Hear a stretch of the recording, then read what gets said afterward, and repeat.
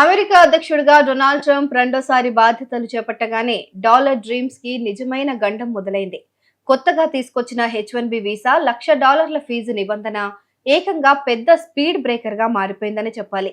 దీని ప్రభావం ఎంత తీవ్రంగా ఉందంటే ఏకంగా అమెరికాకు వెళ్లే భారతీయుల సంఖ్య ఈ ఏడాది అనూహ్యంగా గణనీయంగా పడిపోయింది. 2024 తొలి 8 నెలలతో పోలిస్తే 2025 తొలి 8 నెలల వరకు అమెరికాకు వెళ్లిన మనోళ్ల సంఖ్య ఏకంగా 4.3% తగ్గిపోయింది. ముఖ్యంగా ఆగస్టు నెలలో ఈ పతనం 14.8%గా నమోదవ్వడం గమనించాలి. ఈ ధోరణి ఇలాగే కొనసాగితే ఈ ఆర్థిక సంవత్సరంలో మొత్తంగా ఈ సంఖ్య భారీగా పడిపోయే అవకాశం ఉందని నిపుణులు చెప్తున్నారు.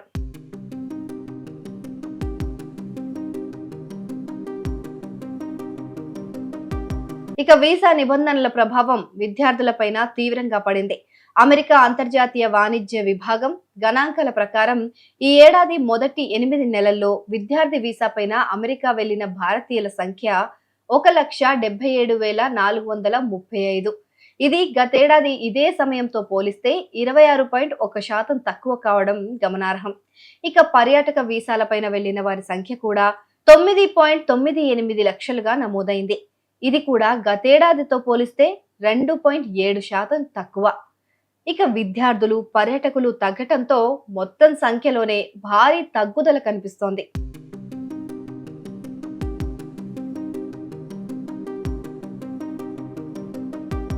గత 2 ఏళ్లలో ఆగస్టు నెలలో అమెరికాకు వచ్చిన విదేశీ విద్యార్థుల సంఖ్యతో పోలిస్తే ఈ ఏడాది ఆగస్టులో వచ్చిన భారతీయ విద్యార్థుల సంఖ్య ఏకంగా 44.5% తగ్గిపోయింది. పర్యాటక అలాగే విద్యార్థి వీసాలపైన వెళ్లిన వారు తగ్గటంతో మొత్తంగా ఈ ఏడాది తొలి 8 నెలల్లో అమెరికాకు వెళ్లిన భారతీయులు 14.87 లక్షలు మాత్రమే. అయినప్పటికీ యూకే తర్వాత అమెరికాను అత్యధికంగా సందర్శించిన దేశంగా భారత్ ఇంకా 2వ స్థానంలోనే ఉంది.